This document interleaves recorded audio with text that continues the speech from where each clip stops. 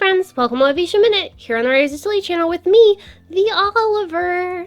So my mom is writing her book right now, and I thought I would step up to the plate and give you a dose of some cuteness, which is me, the Oliver.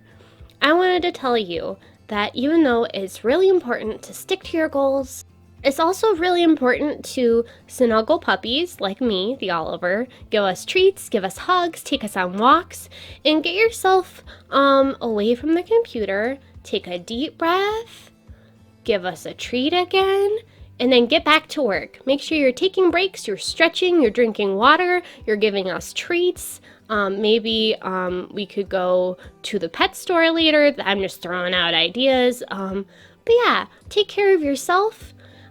Get lots of writing in, connect with your friends. I am not going to connect with my friends unless they're people friends, because I don't really like other dogs. So I'm going to be here by myself saying subscribe for more motivation and inspiration. Check out all links. No! Okay, bye everybody. I gotta go. Whew.